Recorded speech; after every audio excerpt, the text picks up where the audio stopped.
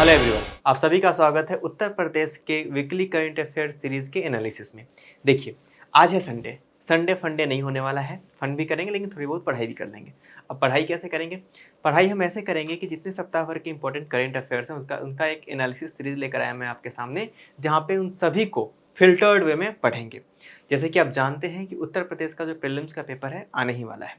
ऐसे में आप लोगों के लिए काफ़ी ज़्यादा इंपॉर्टेंट हो जाता है कि आप पूरे करंट अफेयर्स को, क्योंकि करंट अफेयर का वेटेज दिन प्रतिदिन बढ़ते ही जा रहा है, तो आपके लिए काफ़ी ज़्यादा ज़रूरी हो जाता है कि ऐसे में आप अपनी तैयारी को धार दें और करंट अफेयर्स के लिए बिल्कुल ही निश्चिंत हो जाएं।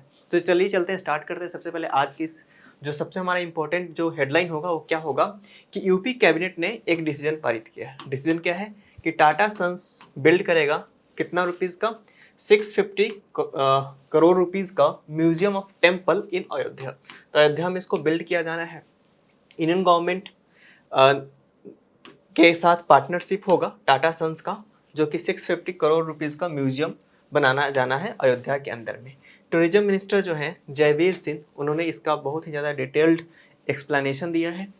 उन्होंने एक्सप्लेन किया है कि किस तरीके से टूरिज्म को डेवलप करने के लिए, टूरिज्म डिपार्टमेंट को एक बिल्कुल ही एक नए कलेबर में पेश करने के लिए उन्होंने इस योजना का प्रारूप सब लोगों के सामने रखा है। चलिए चलते हैं अगले स्लाइड के ऊपर। तो हम देखेंगे कि जो अगली न्यूज़ है वो ये है कि यूपी गवर्नमेंट पासेस निर्माण bill draft aims to become 1 trillion economy. आपको पता है कि Uttar Pradesh one of the fastest growing state के तौर पे जाना जाने लगा है। मतलब ये कि और भी जितने स्टेट्स हैं उन सभी को पछाड़ते हुए उत्तर प्रदेश काफ़ी तेज़ी से ऊपर जा रहा है। आपने सुना होगा कि एक टर्म निकला था बीमारू। इस बीमारू टर्म में से ज़्यादातर स्टेट्स बाहर निकल चुके हैं, चाहे मध्य प्रदेश हो, उड़ीसा हो, उत्तर प्रदेश हो। तो उत्तर प्रदेश भी उन्हीं स्टेट्स के कैटेगरी में आ रहा है जिसका कि जीडीपी काफ़ी ज़्यादा ग्रो हो रहा है। ऐसे में इन्होंने टारगेट रखा है कि हम 1 ट्रिलियन की इकोनॉमी बनेंगे। मतलब कि अगर इंडिया ने टारगेट रखा है कि हम 5 ट्रिलियन डॉलर की इकोनॉमी बनने वाले हैं जल्द ही जल्द, और आपको पता है कि अराउंड 3 ट्रिलियन डॉलर की इकोनॉमी इंडिया बन चुका है, तो उत्तर प्रदेश का टारगेट है कि 1/3 इंडिया के टोटल की इकोनॉमी का, इंडिया का टोटल जीडीपी का 1/3 कंट्रीब्यूट करे उत्तर प्रदेश। तो Uttar Pradesh government approve the draft of the Uttar Pradesh nodal investment region for manufacturing, जिसमें कि कंस्ट्रक्शन रहेगा, एरिया बिल जिसका कि निर्माण, मतलब इस सभी को अगर मिला दे तो इसका निर्माण एब्रिविएशन बनता है 2024। This new bill aims to boost the state's economy to 1 trillion dollars. तो ऑब्वियस सी बात है, जो मेन फोकस रहेगा मैन्युफैक्चरिंग पे रहेगा, क्योंकि भारत अभी एस्पिरेशन बना रहा है कि खुद को मैन्युफैक्चरिंग हब के तौर पे खुद को डेवलप करने की कोशिश कर रहा है। अब ये क्यों इस वक्त पे ये डिसीजन क्यों लिया गया, अभी आप समझिए। चाइना अपने डाउनफॉल्स की तरफ है।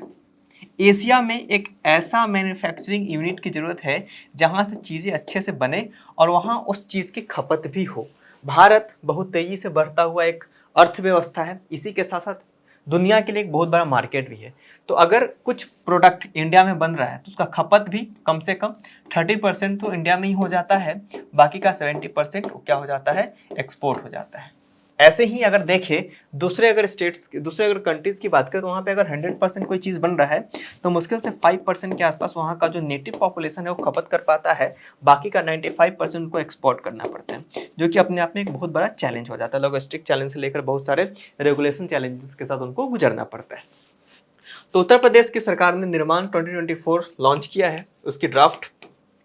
तो अगर पेपर में आ जाए कि निर्माण 2024 से क्या मतलब है तो आप इसको इजिली सॉल्व कर सकते हैं। अगले स्कीम की तरफ चलें तो उत्तर प्रदेश श्रमिक भरण पोषण योजना क्या है भाई? इसमें जो उत्तर प्रदेश की सरकार होगी 1000 रुपीज़ का फाइनेंशियल असिस्टेंस देने की बात करी गई है। किनको?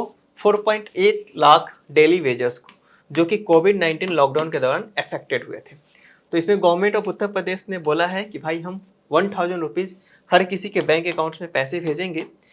इतने लोग हैं, लगभग 5 लाख के आसपास लोग हैं जिनको कि भेजा जाना है। इससे ज़्यादा आपको ज़्यादा इम्पोर्टेंट ये फैक्ट नहीं है, बस इतना फैक्ट है कि इसका क्या मतलब है और किसके लिए ये योजना है। तो जो लॉकडाउन से जो इम्पैक्ट हुआ था, जितने भी लोगों को इम्पैक्ट पड़ा था, उन सभी के लिए योजना को रखा गया है। कौन कौन से इसके बेनिफिशरीज होंगे, इसके बेनिफिशरीज को समझ लेते हैं। Street vendors, auto drivers, rickshaw pullers, e rickshaw drivers, और इसी के साथ साथ porters working at agriculture wholesale markets, mandis में जो लोग काम करते हैं उन सभी के लिए क्या होगा, वे सभी के सभी इसके बेनिफिशरीज, वो सभी के सभी इसके लाभकर्ता के तौर पे कंसीडर किए जाएंगे। तो समझिए कि जो बिल्कुल ही अंतिम पंक्ति में पे जो समाज खड़ा है उसके लिए इस स्कीम को लॉन्च किया गया है। तो यहाँ पे हम देखेंगे अगली स्कीम की, और आज के डिस्कशन का लास्ट स्कीम होगा Uttar Pradesh window pension scheme.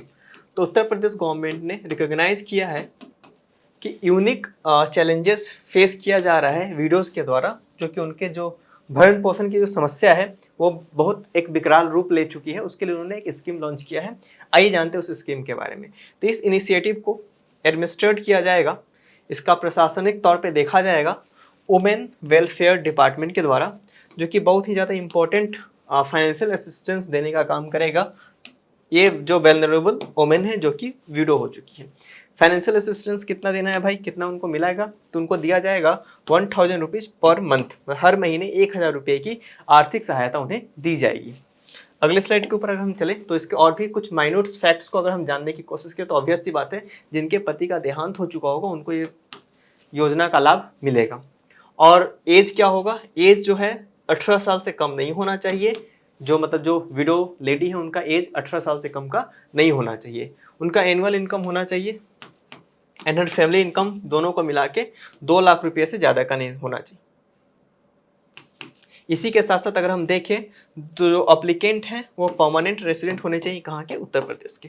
तो मतलब कि उनका जो डोमिसाइल होना चाहिए उत्तर प्रदेश स्टेट का होना चाहिए, तभी वो इसके बेनिफिशियरी के तौर पे कंसिडर किए जाएंगे। ये पूरा लेक्चर था जिसमें हम लोगों ने समझने की कोशिश की उत्तर प्रदेश के इंपॉर्टेंट योजनाओं को, उत्तर प्रदेश के इंपॉर्टेंट इवेंट्स को, उत्तर प्रदेश के इंपॉर्टेंट करेंट अफेयर्स को। आज से हर सप्ताह मतलब कि संडे को, रविवार के दिन आपके लिए इस रिवीजन सीरीज हम लेकर आते रहेंगे। तो आज के लेक्चर में फिलहाल इतना ही, हम मिलेंगे नेक्स्ट लेक्चर में। Thank you very much.